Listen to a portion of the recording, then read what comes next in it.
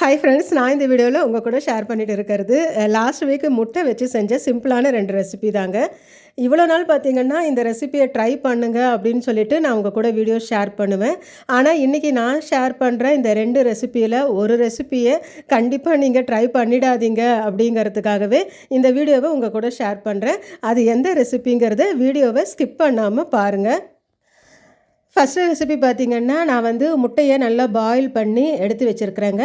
அடுத்து பார்த்திங்கன்னா, ஒரே ஒரு பெரிய வெங்காயத்தை நல்லா பொடியாக கட் பண்ணிவிட்டு இந்த மாதிரி நம்ம ஃப்ரை பண்ணி எடுத்துக்கலாம். ஒரு 2 ஸ்பூன் எண்ணெயில் அந்த ஒரு வெங்காயத்தை நல்லா ஃப்ரை பண்ணி ஃப்ரைடு ஆனியன் கொஞ்சம் எடுத்துக்கிறேன்.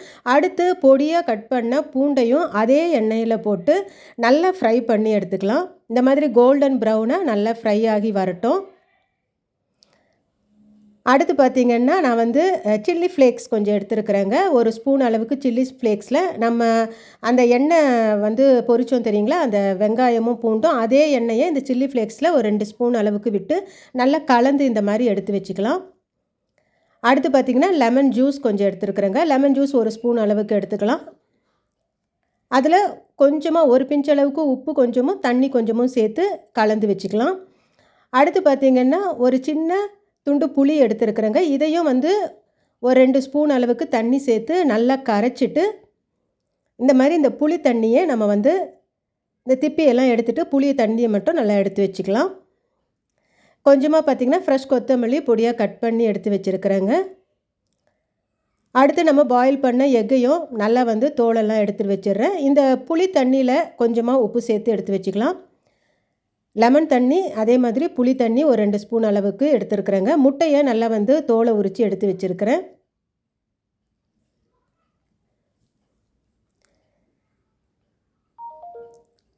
இப்போ நம்ம வேக வச்சு எடுத்து வச்சுருக்கிற முட்டையை எடுத்துக்கலாங்க. இதில் பார்த்திங்கன்னா சென்டராக ஒரு கட் பண்ணிக்கலாம். ஃபுல்லாக கட் பண்ணாமல் மிடில் நல்லா கட் பண்ணிவிட்டு இதுக்குள்ளே பார்த்திங்கன்னா இந்த ஃபில்லிங்கை நல்லா ஸ்டஃப் பண்ணலாம். ஃபஸ்ட்டு பார்த்திங்கன்னா நான் ஃப்ரைடு ஆனியன் கொஞ்சம் வைக்கிறேன். அடுத்து நல்லா ஃப்ரை பண்ண கார்லிக் பூண்டு கொஞ்சம் வைக்கிறேங்க. அடுத்து நம்ம கரைச்சி எடுத்து வச்சுருக்கிற புளி தண்ணியை சேர்த்துக்கலாம். அடுத்து சில்லி ஃப்ளேக்ஸ் கொஞ்சம் அதையும் விட்டுக்கலாங்க. அடுத்து லெமன் ஜூஸ் கொஞ்சம் விட்டுக்கலாம்.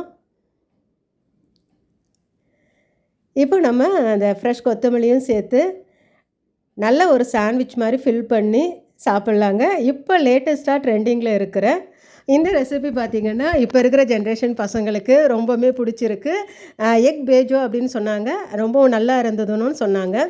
அடுத்து பார்த்திங்கன்னா, நான் உங்கள் கூட ஷேர் பண்ணுற இந்த ரெசிபி தாங்க. கண்டிப்பாக நீங்களும் ட்ரை பண்ணிடாதீங்க அப்படிங்கிறதுக்காக இந்த வீடியோவை ஷேர் பண்ணுறேன். நான் ஏன் இதை சொல்கிறேங்கிறதுக்கான ரீசன் இந்த வீடியோவோட கடைசியில் சொல்கிறேன். மிஸ் பண்ணாமல் ஸ்கிப் பண்ணாமல் பாருங்கள். இந்த ரெசிபிக்காக 2 முட்டை எடுத்துருந்தேங்க. இந்த 2 முட்டையை நல்லா ஒரு 5 நிமிஷம் பீட் பண்ணி எடுத்துக்கிட்டேன். அடுத்து பார்த்திங்கன்னா, இந்த 2 முட்டைக்கு நல்லா 3 டேபிள் ஸ்பூன் அளவுக்கு பவுடர் சுகரை பொடி பண்ணி வச்சுருந்தேன், அதை சேர்க்குறேன். சேர்த்து அதையும் இதோடு நல்லா கலந்து எடுத்துக்கலாம். இது எல்லாம் நல்லா பைண்ட் ஆனதுக்கப்புறம் பார்த்திங்கன்னா, இந்த சுகர் எல்லாம் இந்த முட்டையில் நல்லா கரைஞ்சதுக்கப்புறமா வெனிலா எசன்ஸ் சேர்க்குறேங்க. கொஞ்சமாக வெனிலா எசன்ஸ் சேர்த்துக்கலாம். இதையும் நல்லா பீட் பண்ணிக்கலாம். இதில் ஏலக்காய் பொடியும் நம்ம சேர்த்துக்கலாங்க. நானும் சேர்த்துருந்தேன், ஆனால் வீடியோவில் ஸ்கிப் ஆகிடுச்சு. அடுத்து பார்த்திங்கன்னா, ஒரு சின்ன கிளாஸில் ஒரு 3/4 டம்ளர் அளவுக்கு பால் எடுத்துருக்குறேங்க. நம்மளோட முட்டைக்கு ஏற்ற அளவுக்கு ஈக்குவலாக நம்ம பாலும் சேர்த்துக்கலாம். இப்போ முட்டை பார்த்திங்கன்னா அந்த டம்ளரில் 3/4 பாகம் இருந்தது. ஸோ அதே அளவுக்கு 3/4 பாகம் நம்ம பால் சேர்த்துக்கலாம். சேர்த்து எல்லாத்தையும் நல்லா ஒன்றா பீட் பண்ணிவிட்டு ஒரு சில்வர் பாத்திரம் எடுத்துருக்குறேங்க. நம்ம டிஃபன் பாக்ஸ் மாதிரி எடுத்துக்கலாம்.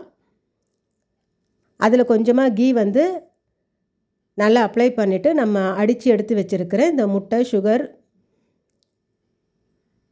இதை இந்த மிக்ஸை இதில் சேர்த்து பக்கத்துலேயே ஒரு பாத்திரத்தில் தண்ணி சேர்த்து வச்சுருக்குறேங்க. நம்ம இட்லி பாத்திரம் இருந்தால் அதில் கூட வச்சு நல்லா ஆவி கட்டி எடுத்துக்கலாம். இது நல்லா ஒரு 10 நிமிஷம் ஸ்டீம் பண்ணி எடுக்கலாங்க.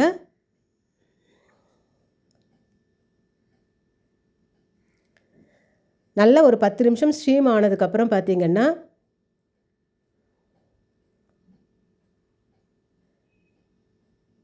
இந்த முட்டை பார்த்திங்கன்னா நல்லா செட் ஆகி இருக்குங்க. ஒரு சின்ன கத்தி விட்டு பார்க்கலாம். இந்த மாதிரி ஒட்டாமல் வரட்டும். அடுத்து தொட்டு பார்த்தாலும் பார்த்திங்கன்னா நல்லா செட் ஆகி இருக்கும். இதை வெளியில் எடுத்துகிட்டு ரூம் டெம்பரேச்சர் வந்ததுக்கப்புறம் ஃப்ரிட்ஜில் நல்லா ஒரு 1 ஹவர் வச்சு எடுக்கலாங்க. ஃப்ரீசரில் வைக்க தேவையில்லை. நம்ம ஃப்ரிட்ஜில் நார்மலாக ஒரு 1 ஹவர் நல்லா சில்லுன்னு ஆகிற வரைக்கும் எடுத்துகிட்டு அதுக்கப்புறம் இதை ரீமோல்டு பண்ணலாம். நல்லா செட் ஆகி இருந்தது.